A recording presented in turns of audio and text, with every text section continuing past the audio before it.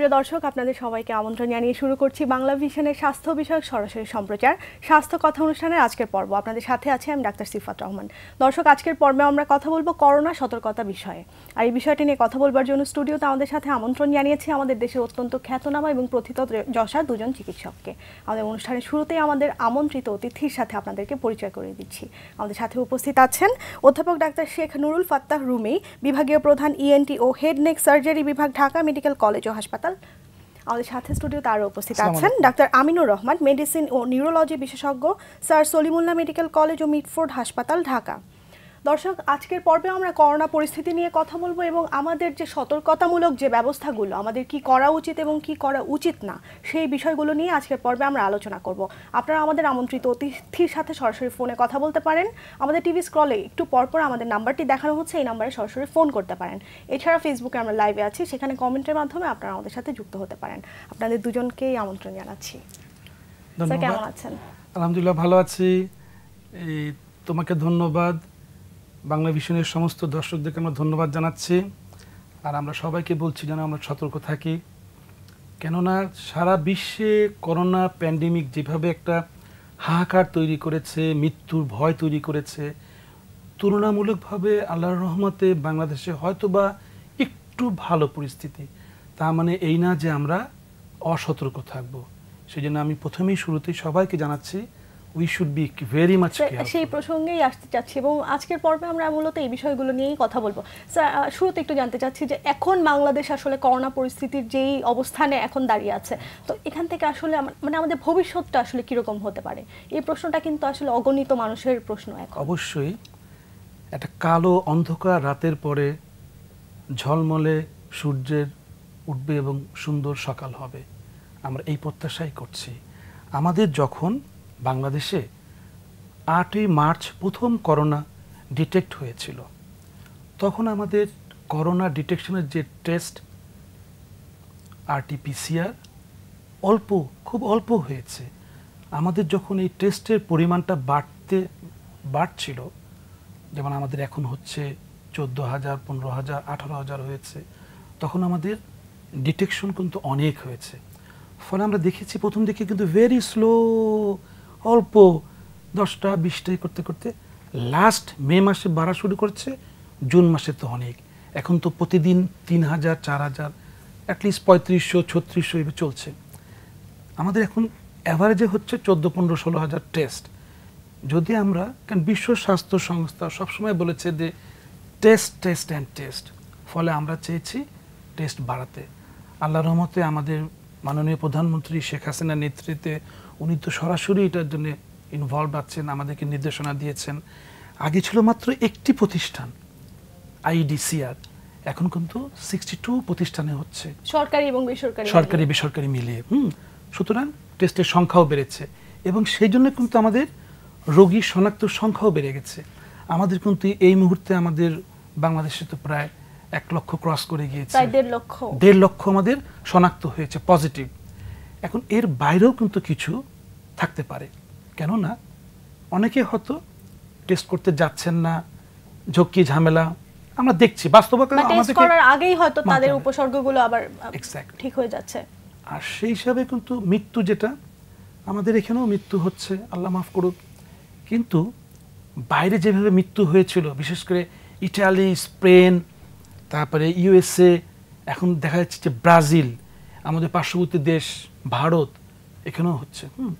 এখানে দেখা যাচ্ছে কি যে ওদের মানে বিশেষ করে ওয়েস্টার্ন ওয়ার্ল্ডে ওদের যে জনগোষ্ঠী যদি আমরা ভাগ করি, শিশু, যুবক, মধ্যবয়স্ক, বয়স্ক, ওই ওয়েস্টার্ন কান্ট্রিতে বয়স্ক লোকের সংখ্যা অনেক বেশি, 70+ অনেক আছে, 80+ তো প্রচুর, এবং তারাই কিন্তু এফেক্টেড বেশি হয়েছে।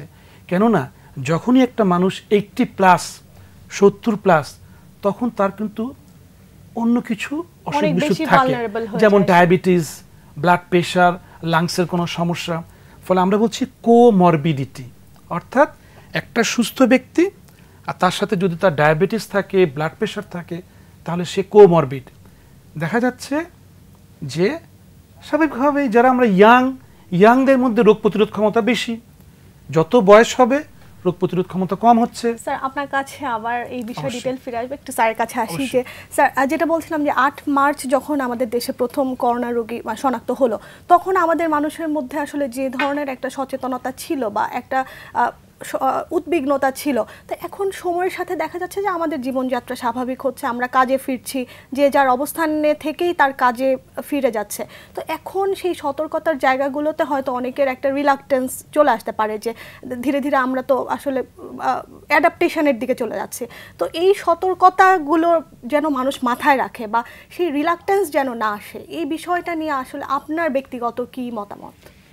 ধন্যবাদ সিফাত। আসলে করোনা যে অসুখটা, এটার প্যাথোফিজিওলজি এখনও জানা যায় না। প্রতিদিন আমরা WHO বিভিন্ন রকম আপডেট দেখি, এক সময় এক ধরনের কথা বলছে। তারপরেও কিন্তু আমাদের সবচেয়ে বড় জিনিস সতর্কতা কিন্তু এখনও কিন্তু আমাদেরকে রিলাক্টেন্ট হলে চলবে না, এখনও আমাদের সতর্ক থাকতে হবে। যেমন করে আমাদের যে সরকারিভাবে বলেন অথবা বিভিন্ন যে প্রিন্টিং অ্যান্ড ইলেকট্রনিক মিডিয়া বলেন, তারা বিভিন্নভাবে দেখা যাচ্ছে কি বিভিন্নভাবে সতর্কতা প্রচার করছেন। এই সতর্কতা পার্সোনাল লাইফের জন্য জরুরি, এমন এই অসুখের বিস্তার রোধও খুব জরুরি। যদি আপনি সতর্ক থাকেন, সতর্কভাবে চলাফেরা করেন, তাহলে অবশ্যই আপনি দেখবেন কি যে আপনার এই করোনা ডিজিজটা আপনার মোকাবেলা করতে সক্ষম হবেন। কারণ যেহেতু এই রোগের কোনো ওষুধ নাই, এই রোগের কোনো প্রতিকার নাই, তো এই জন্য আমাদের কিন্তু অবশ্যই সতর্কতা মেনে চলতে হবে। যেমন করে আপনারা তো বিভিন্নভাবে জেনেছেন যে এখন ব্যাপারটা যে মানুষ যে কোনো জিনিসটা যখন আসে, জিনিসটাকে প্রথমে প্যানিক থাকে, আস্তে আস্তে মানুষ নিজে অ্যাডাপ্টেশন করার চেষ্টা করে। এখন অনেক ক্ষেত্রে দেখা যাচ্ছে যে যদি পাশাপাশি বিভিন্ন উপসর্গের রোগী থাকে, দেখা যায় তার মধ্যে ইমিউনিটিও তৈরি হয়ে যায়। তো আমরা ইমিউনিটি আশাও করছি, প্লাস হলো আমাদেরকে অবশ্যই এই সময়টাতে সতর্ক থাকতে হবে, যে কোনো প্রিভেনশন, এবং আমাদের ভিড় এড়িয়ে চলতে হবে, আমাদের পার্সোনাল হাইজিনগুলো মেনটেন করতে হবে। এমনকি দেখা যাচ্ছে কি যে আমাদের যে খাদ্যাভ্যাস, যেগুলোতে আমাদের ইমিউনিটি তৈরি করে, এই খাদ্যাভ্যাসের দিকে আমার নজর রাখতে হবে। তারপরে আমাদের বিভিন্ন ধরনের আমরা যে সামাজিক যে অনুষ্ঠান যেগুলো আছে, এইগুলো যথাসম্ভব নিজেরা বর্জন করা উচিত। কারণ এইগুলো করা হলেই দেখা যাচ্ছে কি যে আমরা এটাকে একটা করোনা পরিস্থিতি মোকাবেলা করতে থাকবো। একসময় দেখা যাবে এই ভাইরাসটার ভিরুলেন্সিটি আরও কমে আসবে।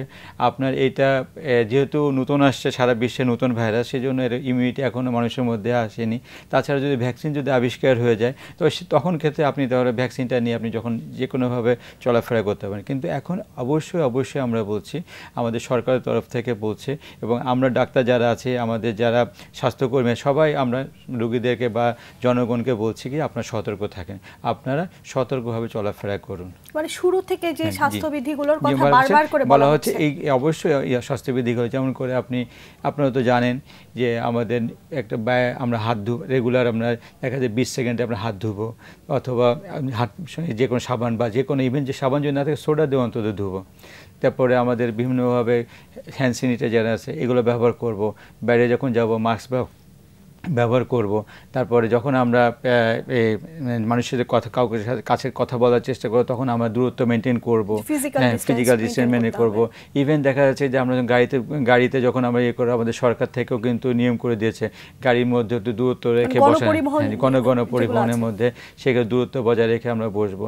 তো এইগুলো প্রতিনিয়ত এই জিনিসগুলো যদি আমরা চর্চা করি, আমাদের লাইফস্টাইলের একটা অংশ করে ফেলতে হবে। এটা লাইফস্টাইল, এটা শুধুমাত্র এই করোনার জন্য না, এই পরবর্তীতে দেখা যায় আমরা যদি মেনটেন করি, আমরা অনেক ধরনের, যেহেতু আমাদের দেশটা কমিউনিকেবল ডিজিজ, অনেক ধরনের কমিউনিকেবল ডিজিজ আছে, এই কমিউনিকেবল ডিজিজ থেকে আমরা মুক্ত থাকতে পারবো। মানে স্যার কমিউনিকেবল ডিজিজ বলছেন, যে সেটা যদি একটু সহজ করে বলেন। কমিউনিকেবল যেগুলো হলো বিভিন্নভাবে মানুষের কাছে আসতে পারে, অথবা দেখুন পানিবাহিত রোগ হতে পারে, অথবা আপনার যে এয়ারবোর্ন ডিজিজ হতে পারে, বাতাসবাহিত রোগ হতে পারে। যেমন করে আপনি দেখছেন কি যে আমাদের ইনফ্লুয়েঞ্জা, এটা একটা কমিউনিকেবল ডিজিজ। তারপরে দেখলেন যে আমাদের যে বিভিন্ন ডায়রিয়া বলি, এটাও আমাদের কমিউনিকেবল ডিজিজ। তারপরে বিভিন্ন ধরনের দেখা যাচ্ছে কি যে কি বলে যে বিভিন্ন ভাইরাস জনিত বিভিন্ন অসুখ আছে যেগুলো যেমন করে আপনার জন্ডিস হেপাটাইটিস সংক্রমিত হয়।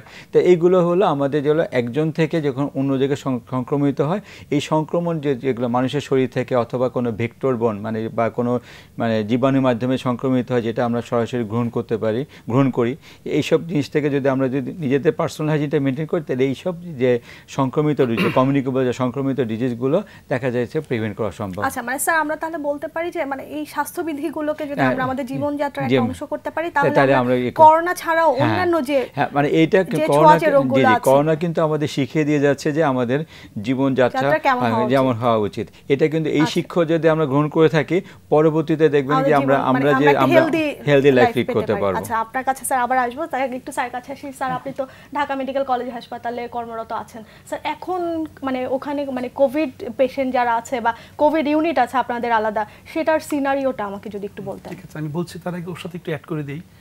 এই যে হেলদি প্র্যাকটিস ইন লাইফ, আমাদের দৈনন্দিন জীবনে আমরা সুন্দর স্বাস্থ্যবিধি মেনে চলব, তাহলে যেমন সে বলেছে যে কমিউনিকেবল ডিজিজ কম হবে, তেমনি নন কমিউনিকেবল ডিজিজ, যেমন কি নন কমিউনিকেবল ডিজিজ ইম্পর্টেন্ট হচ্ছে ডায়াবেটিস, হাইপারটেনশন বা প্রেশার।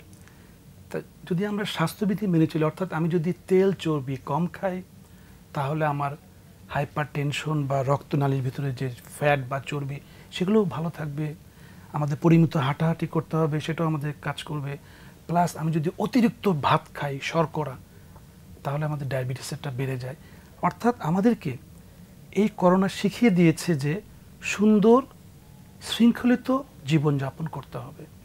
আচ্ছা, এখন তুমি যেটা বলেছ ঢাকা মেডিকেলের কীভাবে আমরা চিকিৎসা দিচ্ছি, ঐতিহ্যবাহী সবচেয়ে পুরাতন এবং বড় ঢাকা মেডিকেল কলেজ হাসপাতালে আমাদের একটা অরিজিনাল পুরাতন ভবন রয়েছে, তার সাথে ভবনের যে ইমার্জেন্সির দক্ষিণ সাইডে একটা বান প্লাস্টিকের বিশাল ভবন রয়েছে। এর বাইরে কিছুদিন আগে আমাদের ঢাকা মেডিকেল কলেজ হাসপাতাল ভবন 2 হয়েছে, 10তলা বিল্ডিং। তা আমরা ঢাকা মেডিকেলের যেটা DMCH2, যেটা মেডিসিন ব্লক রিলেটেড, সেখানে আমরা কোভিড রোগী সব ভর্তি করছি। সেখানে 550টি বিছানা রয়েছে, একদম ডেডিকেটেড, কোভিড ডেডিকেটেড। আচ্ছা, তেমনি যেটা আমাদের বলছি বান অ্যান্ড প্লাস্টিক ডিপার্টমেন্ট, সেটাও বিশাল আকারের, সেখানে একদম 250টা বেডের মতো আমরা ডেডিকেটেড করে দিয়েছি। এখানে বিছানাগুলো আছে, ICU আছে। প্লাস যেটা আমাদের পুরাতন ভবন ঢাকা মেডিকেলে, সেখানে আমরা কিন্তু নন কোভিড, কেননা যেই মানুষটা একটু পেটের মধ্যে ব্যথা হলো, অ্যাপেন্ডিসাইটিস, তারও তো অপারেশন লাগবে, যার গলব্লাডারের সমস্যা হচ্ছে, যার একটা নর্মাল ডেলিভারি, যার একটা গলার সমস্যা, এই ধরনের যেটা নন কোভিড অসুখ বিসুখ, সেগুলো চিকিৎসা চলছে। আচ্ছা, মানে নন কোভিড পেশেন্টদের জন্য চিকিৎসা চলছে। সেই জন্য আমরা আমাদের রোগীদেরকে বলেছি, যাদেরই কোনো সমস্যা হবে, আপনারা ঢাকা মেডিকেলের বহির্বিভাগ খোলা রয়েছে সকালবেলা দুপুর পর্যন্ত, সেখানেও আসতে পারবে। সেখানে আসলে ডাক্তার সাহেবরা ট্রায়াল সিস্টেম, তারা দেখে যে এখন যে রোগীটা আসছে সে যদি একদম শ্বাসকষ্ট হচ্ছে, কাশি হচ্ছে, জ্বর, তো আমরা মাথায় চলে আসতে পারি তো কোভিড হতে পারে। হয়তো সে আসছে, তার কিডনির কোনো সেটা কিডনির রোগী, রেগুলার কিডনি ফলো আপে থাকে, সে আসছে, এই মুহূর্তে তার আবার জ্বর, কাশি, সর্দি, গলায় ব্যথা, তখন মাথায় চিন্তা হবে যে তার তো করোনা হতে পারে। সুতরাং তাকে আমরা তার ওই কিডনির চিকিৎসা দেওয়ার পর তাকে আমরা অ্যাডভাইস করে দেবো, please do the corona test, corona test আপনারা করে নেন, এবং অবশ্যই কিন্তু আপনারা হারিয়ে যাবেন না। যদি রিপোর্ট পজিটিভ আসে, প্লিজ কাম টু আস, অথবা আমরা দেখব, অর্থাৎ চিকিৎসা চলবে। আর যদি দেখি না বেশি সমস্যা, দেন উই সেন্ড টু তাকে আমরা দরকার পড়লে অ্যাডমিশন দিয়ে দিচ্ছি, ইমার্জেন্সিতে অবজারভেশন রাখছি, বেশি হলে তো আমরা ভর্তি দিচ্ছি। এবং ভর্তি তখন তো রোগী অনেকে বলেছে কি, স্যার ঢাকা মেডিকেল নাকি রোগী নাকি খালি, বিছানা নাকি খালি। এটা ব্যাপারটা এরকম, কোভিডে কিন্তু কোনো খালি নেই আসলে, ওখানে রাশ রোগী আসছে, সবাই বলে আমাদের কেবিন দাও, ICU দাও, চলছে। যেটা আমাদের নন কোভিড, সেখানে 2-1 জায়গায় কিছু ফাঁকা আছে। কেন? একটা যে মানুষের মনস্তাত্ত্বিক চিন্তা ভাবনা, ভাবছে আল্লাহ আমি তো যাব, আমার তো করোনা নেই, আমি ঢাকা মেডিকেলে পরিবেশে গিয়ে হয়তো আমার করোনা হয়ে যাবে, এই একটা সিনারিও আছে। আর একটা কিন্তু আমাদের কিন্তু অপারেশন চলছে, যে সমস্ত কোভিড রোগী আছে তার এখন ডেলিভারির সমস্যা, ডেলিভারি হবে কোভিড এবং ডেলিভারি, সেটাও হবে। কোভিড রোগী কোনো কারণে হয়তো একটা তার অ্যাকিউট অ্যাবডোমেন, তারও অপারেশন লাগলে অপারেশন হচ্ছে এরকম। আচ্ছা, আমাদের সাথে ফোনে অবশ্যই, দর্শক হ্যাঁ, আছেন। ঠিক আছে। হ্যালো, আসসালামু আলাইকুম। জি দর্শক, আপনার টেলিভিশনের ভলিউম কমিয়ে আমাদেরকে প্রশ্নটি করতে হবে। হ্যাঁ, ভলিউম কমাইছি। আমি বলতে চাচ্ছি, আমার 8 মাসের এক বাচ্চা কালকে থেকে জ্বর ঠান্ডা গেছে, কাল থেকে মানে জ্বরটা আজকে ঠান্ডা কাঁপতেছি। আচ্ছা, ঠিক আছে ভাইয়া, আপনার বাচ্চার জ্বর এসেছে, আপনি এই মুহূর্তে তাকে প্যারাসিটামল জাতীয় সিরাপ 1 চামচ করে 3 বেলা খাওয়ার পরে দেন। আর আপনি খেয়াল করেন তার তাপমাত্রা কত হচ্ছে। যদি তাপমাত্রা আরও বাড়তে থাকে, 102 হয়ে যায়, তাহলে কিন্তু আপনি অবশ্যই আপনি কোনো চিকিৎসকের পরামর্শ নেবেন। আরও যদি 102-3 হয়ে যায়, সেক্ষেত্রে কিন্তু আপনাকে শিশু হাসপাতালে বা শিশু বিভাগে একটু দেখা নিতে হবে। আমরা সবাই ভেবেছি কি যে শুধু বাচ্চাদের করোনা হয় না, শুধু বড়দেরই করোনা হচ্ছে, কিন্তু আসলে ছোট বাচ্চাদেরও কিন্তু করোনা হতে পারে। এইটুকু সতর্কতা রাখতে হবে। ধন্যবাদ। আচ্ছা দর্শক, আপনাকে অনেক ধন্যবাদ। আশা করি আপনার প্রশ্ন উত্তর আপনি পেয়ে গেছেন। স্যার, আমরা যেটা দেখতে পাচ্ছি যে করোনা রোগীদের একটা বড় অংশ কিন্তু মাইল্ড টু মডারেট কিছু উপসর্গ নিয়ে তারা প্রেজেন্টেশন করে, এবং দেখা যায় যে কিছু ক্ষেত্রে রোগীরা অনেক বেশি সিভিয়ার কেসও হতে পারে। তো মাইল্ড টু মডারেট কেসগুলোকে আপনারা উৎসাহিত করেন যে যেন তারা ঘরে থেকেই টেলিমেডিসিনের মাধ্যমে চিকিৎসা গ্রহণ করে, মানে ঘরেই অবস্থান করে। তো সেক্ষেত্রে আসলে ঘরে থাকা একটা রোগী কোন পর্যায়ে বুঝবে যে তার অবস্থাটা কি খারাপের দিকে যাচ্ছে কিনা, বা তার আসলে কোন পর্যায়ে হসপিটালে অ্যাডমিশনের প্রয়োজন হতে পারে? জি, ধন্যবাদ। আপনারা এতদিনে অন্তত জেনে গেছেন যে বিভিন্ন রকম করোনার বিভিন্ন রকম স্টেজ আছে, mild, moderate, severe. Mild to moderate যেটা বলে, সাধারণত আমরা মাইল্ড কেস সাধারণত জ্বর হতে পারে, সাথে একটু কাশি বা ঠান্ডা থাকতে পারে, সেক্ষেত্রে অথবা নাক সর্দি আসতে পারে। তো এইসব কেস ক্ষেত্রে হলো যদি হয়, তাহলে যদি লং টাইম যদি থাকছে, মনে করেন 5 দিনের বেশি থাকছে, তাহলে আপনি তখন সেক্ষেত্রে মাথায় রাখতে পারেন যে আমি এটা করোনার টেস্ট করে নেব, যেহেতু এখন করোনার প্রকোপ বেশি। মডারেটের ক্ষেত্রে সাথে কাশি যোগ হতে পারে, ঠিক আছে। আর যদি সিভিয়ার কেস যদি হয়, যেগুলো দেখা যাচ্ছে কি যে সেক্ষেত্রে তার হলো শ্বাসকষ্ট, সাধারণত দেখা যাচ্ছে সে পর্যাপ্ত শ্বাস নিতে তার কষ্ট হচ্ছে, ইভেন সে একটা সেন্টেন্স সে সম্পূর্ণ বলতে পারছে না, সে নর্মালি একটু হাঁটতে পারছে না, ঠিক আছে। তার টেম্পারেচারও কিন্তু রেজ, তার দেখা যাচ্ছে তার রেসপিরেটরি ডিস্ট্রেস হচ্ছে। তো সেই ক্ষেত্রে সেসব যদি সিমটম তাদের এসে থাকে, যাকে আমরা বলি সিভিয়ার নিউমোনিক সিনড্রোম বা সিমটম, যা নিউমোনিয়ার মতো যে সিমটম, জ্বর আছে, শ্বাসকষ্ট আছে, সাথে হলো তার নর্মাল যে পার্সোনাল লাইফগুলো মানে লিড করতে, যেমন চলাফেরা করতে, খাওয়া দাওয়া করতে যে কষ্ট হচ্ছে, স্বাভাবিক জীবনযাত্রা ব্যাহত হচ্ছে, যদি এরকম যদি হয়, তাহলে অবশ্যই আমাদের মাথায় থাকবে যে এটা সিভিয়ার সিমটম। কিন্তু প্রথমে কিন্তু আমাদেরকে ডায়াগনোস করে নিতে হবে যে এটা আসলে আমাদের কোভিড কিনা। কোভিড থাকার পরে সাধারণত ফলো আপে থাকতে হয়। যদি মনে করি সাধারণত আমরা করোনা টেস্ট যদি 5ম দিনে করে থাকি, তার ডায়াগনোসিসের রেটটা অনেক হাই থাকে, কারণ ভাইরাল লোডটা 5ম দিনে একটা হাই থাকে। সো সেক্ষেত্রে দেখা যাচ্ছে কি যে আমরা কোভিডে যদি করে থাকি, ডায়াগনোস করলাম, করে এই সিমটম সাধারণত যে সিভিয়ার সিমটম সাধারণত 11 নম্বর দিনের মধ্যে সাধারণত চলে আসে। এরপরেও আসতে পারে, কিন্তু দেখা যাচ্ছে কি এই মধ্যে দেখুন খেয়াল রাখতে হবে যে তার শ্বাসকষ্ট, তার সিভিয়ার ডায়রিয়া হলো কিনা, হ্যাঁ, মানে তার ইলেকট্রোলাইস, অনেক সময় সিভিয়ার ডায়রিয়া হলে ইলেকট্রোলাইস ইমব্যালেন্স হয়, দেখা যায় যে তার অল্টারমেন্টেশন মানে তার হলো তার নর্মাল যে চিন্তা শক্তি, বুদ্ধিশক্তি তার লোপ পেলো কিনা। তাহলে যদি এরকম সিমটম যদি থাকে, তাহলে অবশ্যই তাহলে আমরা চিন্তা করবো এটা সিভিয়ার একটা। এই যে পরিবর্তনগুলো, এগুলো তো অনেক সময় দেখা যায় খুব র্যাপিড একটা পরিবর্তন আসে। সেজন্য দেখা যায় যে রোগী কিছুক্ষণ আগে হয়তো স্টেবল ছিল, কিছু সময় পরে থেকে হয়তো তার পরিস্থিতিটা খারাপ হয়ে যাচ্ছে। সেটা নয়, অবশ্যই যদি এরকম যদি মনে করেন, মানে যদি দ্রুত কোনোভাবে ডিটোয়েট করে বা এই জিনিসটা যত দ্রুত যদি খারাপের দিকে যেতে থাকে, তাহলে অবশ্যই যদি কোভিড ডায়াগনোসিস থাকে, অবশ্যই আপনি চিন্তা করবেন এটা সিভিয়ার সিমটম অ্যাপিয়ার করছে। সিভিয়ার সিমটম অ্যাপিয়ার করলে কোনোভাবে আপনি হাসপাতালে বাসায় আপনি স্টে করা যাবে না। কিন্তু মাইল্ড টু মডারেটের ক্ষেত্রে যেমন শ্বাসকষ্ট আছে, কাশি আছে, তার জ্বর আছে, জ্বর একটু হাই ফিভার থাকলেও আপনি বাসায় একটু মেনটেন করতে পারেন। কিন্তু দেখা যাচ্ছে কি তার যদি শ্বাসকষ্ট শুরু হয়ে যায়, সে নর্মাল জীবনযাত্রা যদি ব্যাহত হয়, সে তার অল্টারমেন্টেশন, যেটা আমরা বলি কি যে তার চিন্তা শক্তি যদি নর্মাল চিন্তা শক্তি যদি লোপ পেয়ে থাকে, সে নর্মালি সে কথা বলতে পারছে না, কমিউনিকেট করতে পারছে না, সেক্ষেত্রে অবশ্যই আপনি হাসপাতালে আসবেন। এবং আমাদের হাসপাতালে অবশ্যই অনেক জায়গা, এখন তো প্রথম দিকে তো আমরা হাসপাতালের সংখ্যা কম ছিল, এখন দেখা যাচ্ছে বাংলাদেশে প্রায় মেজরিটি সরকারি হাসপাতালগুলোতেই কোভিডের একটা ইউনিট খোলা হয়ে গেছে, সব জায়গায় এখন করা হচ্ছে। তাছাড়া কোভিড হোক আর নন কোভিড হোক, যে কোনো রুগী হোক না হাসপাতালে যেতে পারছে। তার হাসপাতালে যে কোভিড রুগী যদি থাকে তাহলে কোভিড সেকশনে পাঠিয়ে দেওয়া হবে। রুমি ভাই আমাদের বললেন যে নন কোভিডকে আমরা ভর্তি করছি না। সবার ধারণা যে হাসপাতালে এখন রুগী ভর্তি হচ্ছে না, নর্মাল রুগীর চিকিৎসা কিন্তু আমরা দিয়ে থাকি, আলাদা অবস্থা আছে। এক্ষেত্রে আপনি ইনফেক্টেড হওয়ার চান্স কম। আপনি যা থাকছেন আলাদা ইউনিট, আলাদা হাসপাতাল, আলাদা ইউনিটে থাকছেন, মানে আলাদা বিল্ডিংয়ে থাকছেন, তো দেখা যাচ্ছে কি সেক্ষেত্রে সংক্রমণের হার অনেক কম হয়, মানে সংক্রমণ কম হতে পারে। সেই জন্য আপনাদের ভয় পাওয়ার কিছু না, কিন্তু সিভিয়ার সিমটম হলে অবশ্যই বাসায় আপনি আর স্টে করবেন না, দ্রুত গিয়ে যে কোনো নিকটবর্তী যে কোনো কোভিড মানে সাপোর্ট আছে সেই হাসপাতালগুলো ভর্তি হবে। আচ্ছা, আমরা একটু ফোন নিয়ে আসছি। হ্যালো, আসসালামু আলাইকুম। হ্যালো, জি ওয়ালাইকুম আসসালাম। দর্শক আপনার নাম বলে আপনার প্রশ্নটি করুন। জি, আমি সৈয়দ ফারুক আহমেদ বলছিলাম, ইঞ্জিনিয়ার, যশোর থেকে বলছিলাম। জি, যে আমার কোশ্চেনটা হলো যে আমি এখান থেকে 12 দিন আগে আমার সর্দি, কাশি এবং সাথে জ্বর ছিল।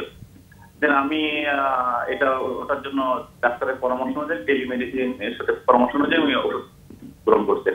তার পরের দিনই আমার ওয়াইফের প্রবলেম শুরু হলো। দেন আমার 2-3 দিনের মধ্যে আমার আমি অলমোস্ট ঠিক হয়ে গেছি আর কি, রেগুলার হিসাবে যেটা। কিন্তু আমার ওয়াইফের স্টিল এখনো প্রবলেমটা আছে। তো এটা ওয়াইফের হচ্ছে 12 দিন, আমার 13 দিন হয়ে গেছে। তো ওয়াইফ তৎপরে দেখা যাচ্ছে যে সে রিকভারির দিকে যাচ্ছে। তো এখন আমার 14 দিন পরে আমার যেদিনকে প্রবলেমটা শুরু হয়েছে সেদিন থেকে আমার আব্বা আম্মা এবং আমার বাচ্চাকে আইসোলেট করে রাখছি।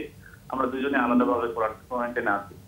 এখন 14 দিন পরে বা আমরা আব্বা আম্মাকে কি আমার পরিবারে ব্যাক করে নিয়ে আসতে পারবো কিনা, যে আমরা এখনো টেস্ট করি নাই। আচ্ছা, ধন্যবাদ। একটা কোশ্চেন হলো যে আমরা যদি এখন 2 দিন পরে টেস্ট করি, সেই টেস্টে যদি নেগেটিভ আসে, সেই নেগেটিভে কি আমরা বুঝতে পারবো যে আমাদের আগে পজিটিভ ছিল? জি, ধন্যবাদ দর্শক আপনার সুন্দর একটা প্রশ্ন করার জন্য। তো আপনি যেটা বলেছেন যে আপনি কোভিড পজিটিভ আছেন, আপনার ওয়াইফও পজিটিভ আছে, মানে ওনার মধ্যে স্যার সিম্পটম আছে, উনি টেস্ট করেন। যেহেতু আপনার ওয়াইফের আছেন, আপনার পজিটিভ হওয়ার সম্ভাবনা বেশি। আপনি টেস্ট করেননি। টেস্ট না করলে আপনি যেহেতু আপনার ওয়াইফের সাথে আইসোলেশন আছেন, তো আপনার 14 দিন যদি আপনার সিমটম যদি না এসে থাকে, আপনি ধরে নিবেন যে আপনার নেগেটিভ হয়ে যাওয়ার সম্ভাবনাই বেশি। তারপরে যদি সন্দেহ থেকে থাকে তাহলে অবশ্যই আপনি টেস্ট করে নেবেন। আর এক্ষেত্রে যে আপনার বাবা মা আইসোলেশন যেটা আছেন, অবশ্যই বাবা মাকে আইসোলেশন এখনও রাখা উচিত। আপনি যেহেতু ওনারা আপনার কাছে থাকছেন, যেহেতু আপনি মনে করেন এর মধ্যে আপনি তো 14 দিন যদি আইসোলেশন থেকে থাকে তাহলে সেক্ষেত্রে ওনারা অনেকটা সেফ। কিন্তু উনি যদি আইসোলেশন যদি আরও অনেক পরে আইসোলেশনে যেয়ে থাকেন, তাহলে আপনি অন্তত ভালো হওয়ার পরে ওনাদের 14 দিন আইসোলেশনে রেখে দেওয়া সবচেয়ে উত্তম। সেক্ষেত্রে দেখা যাচ্ছে কি যে তাদেরও যদি সিমটম এসে থাকে তাদেরও পরীক্ষা করে নেবে। যেহেতু বয়স্ক মানুষ, তাদের রোগ প্রতিরোধ ক্ষমতা কম থাকে, তার রোগ প্রতিরোধ ক্ষমতা যদি কম থাকে তাদের অবশ্যই আপনি পরীক্ষাগুলো করে নিয়ে তাকে আগে থেকে বুঝে নেওয়া উচিত তার কোভিড আছে। কারণ যে কোনো সময় বয়স্ক লোকদের সিভিয়ার সিমটমগুলো দ্রুত আসতে পারে। সেই জন্য অবশ্যই আপনাদের এই ব্যাপারে সতর্ক থাকা উচিত। আচ্ছা স্যার, আপনার কি কিছু বলার আছে কিনা এই বিষয়ে? এই ক্ষেত্রে ওনাকে 14 দিনের পর আরো 7 দিন আইসোলেশন থাকাটা ভালো হবে। মানে ওনার যে প্রশ্নটা ছিল যে উনি আসলে কতদিন আইসোলেশনে উনি আরো 7 দিন মিনিমাম থাকবে, উনি যেমন আছেন আইসোলেশনে। আচ্ছা, মানে ওনার ওয়াইফ থাকা উচিত টোটাল 14 দিন মিনিমাম। আচ্ছা, সেই ক্ষেত্রে মানে ওনার বাবা মায়েরও একটা কনফার্মেটরি আলাদাই থাকুক, যেহেতু বয়স্ক মানুষ। যেমন আমাদের ঢাকা মেডিকেলে আমরা কি করছি, আমাদের ঢাকা মেডিকেলের কোভিড ইউনিটে যখন একজন ডাক্তার সাহেব ডিউটিতে যাচ্ছে, সে মেডিসিন ডিপার্টমেন্ট, ইএনটি, আই, বিভিন্ন ডিপার্টমেন্টে ডাক্তার সাহেব যাচ্ছে, ওখানে তারা 7 দিন ডিউটি করছে। এবং এই যে তারা ডিউটি করছে, এই ডাক্তার সাহেব কিন্তু বাসায় যেতে পারছে না। তাদের ডাক্তার, নার্স, আয়া, বুয়া সব যারা আছে, হেলথ ওয়ার্কার্স, সবাই তারা একটা নির্দিষ্ট হোটেলে আছে আলাদাভাবে। সে 7 দিন ডিউটি করবে, 7টা ডিউটি করছে। তারপরে সে এই 7 দিন তো সে হোটেলেই থাকছে, প্লাস আরও 14 দিন সে হোটেলে থাকছে। অর্থাৎ টোটাল সে হোটেলেই থাকছে প্রায় 2 সপ্তাহ, 3 সপ্তাহ থাকছে। 7 দিন হচ্ছে ডিউটি করলো, আরো 14 দিন সে আবার হোটেলেই থাকতো আইসোলেশন, তাহলে 21 দিন হলো। আবার বাসায় গিয়ে তখন তাকে আমরা ছুটি দিচ্ছি, আবার সে আবার বাসায় গিয়ে থাকছে আরো 7 দিন। অর্থাৎ সে আরো 7 দিন ডিউটি করবে, 21 দিন থাকবে আলাদা। এটা আমরা বলছি। মানে এই প্রোটোকলটা আপনারা এই মেইনটেইন প্রোটোকল করছেন। ব্যবহার করছি যারা আচ্ছা, স্যার, আমরা সরাসরি একটু ছোট বিরতিতে যাব, জি। বিরতির পর আবার ফিরে আসছি। দর্শক, স্বাস্থ্য কথা অনুষ্ঠানের এই পর্যায়ে ছোট্ট একটি বিরতিতে যাচ্ছি, ফিরে আসছি বিরতির পরেই, কোথাও যাবেন না, আমাদের সাথেই থাকুন।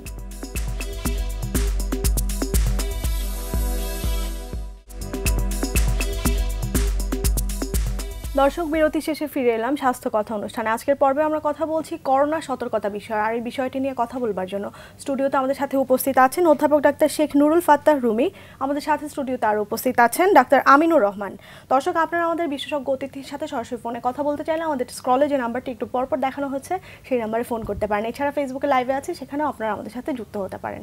স্যার, আপনি যেহেতু একজন ইএনটি স্পেশালিস্ট, তো এখন তো করোনার সময় নাক কান গলার অনেক ধরনের উপসর্গ নিয়ে রোগীরা আসছে, তো মানে এখন কমনলি আসলে কি ধরনের মানে রোগী আপনারা পাচ্ছেন বা কি কি উপসর্গ পাচ্ছেন?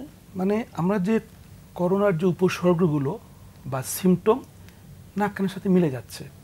সাধারণত করোনা ভাইরাসটা কোনোভাবে তারা মুখের মধ্যে প্রবেশ করে এবং নাক দিয়ে প্রবেশ করে, তারা ভিতরে থাকে, আস্তে আস্তে তারা লাংসে চলে যায়। তো সেই জন্য আমরা বলেছি, এবং চোখ দিয়েও যেতে পারে। তা আমাদের কথা যাতে ভাইরাসটা ভিতরে না যায়। এখন আমার সামনে যদি একটা করোনা রোগী এসে জোরে কাশি দেয়, ভাঁ করে ভাইরাস বের হয়ে আমার নাক দিয়ে মুখে চলে যাবে। সেই জন্য বলা হয়েছে আপনি দূরত্ব মেনটেন করুন, মাস্ক ব্যবহার করুন, কাশি আসলে এভাবে ঢেকে দিন, সামাজিক একটা শৃঙ্খলা আমরা বলেছি।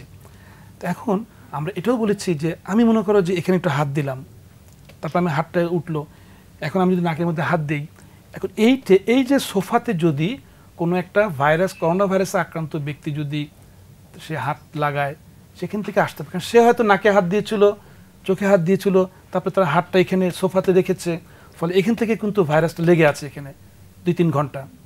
এখন আমি যদি এখানে হাত দেই, তারপর আমি যদি মুখের মধ্যে হাত দিই, ফলে আমারটা চলে যাবে।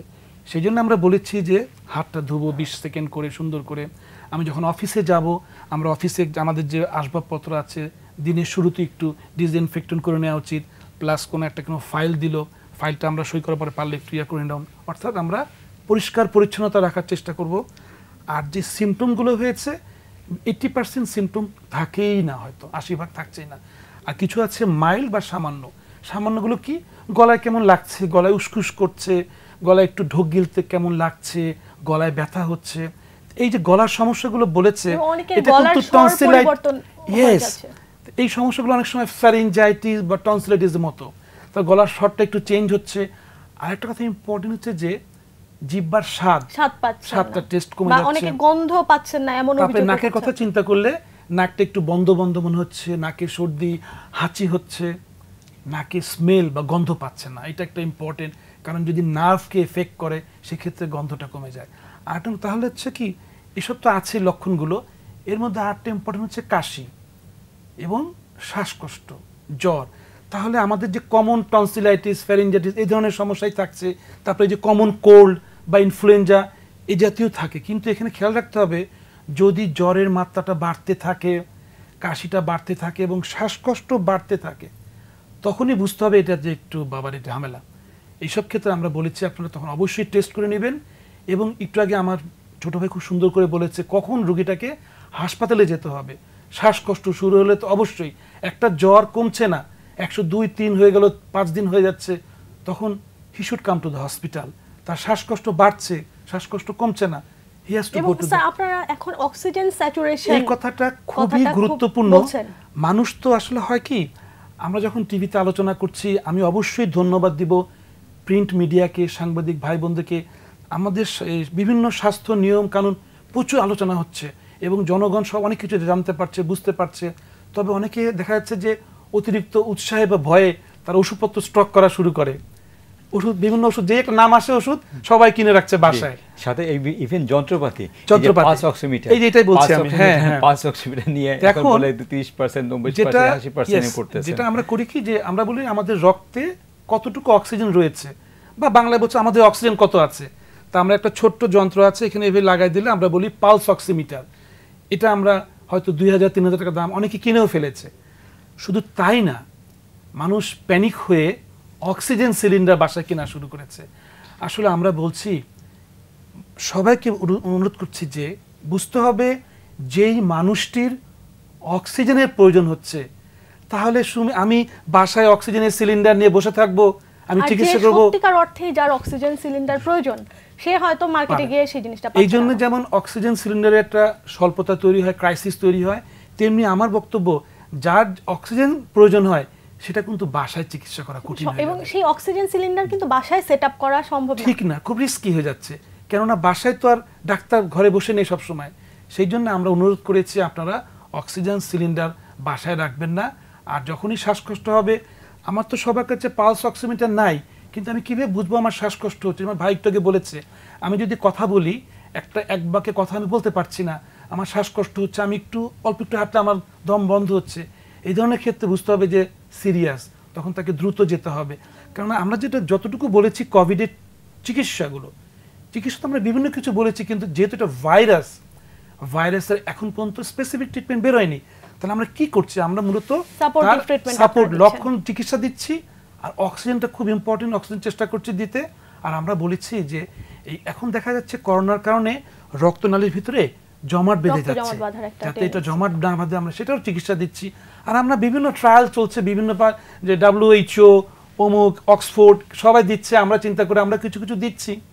আচ্ছা, কিন্তু আমার বক্তব্য যদি শ্বাসকষ্ট হয়, জ্বর বেশি বেড়ে যায়, সেসব ক্ষেত্রে কিন্তু আমরা বাসায় অবশ্যই মানে আমরা হাসপাতালে গিয়ে চিকিৎসা নেব, এবং সেক্ষেত্রে চিকিৎসকের উপর নির্ভর করতে হবে।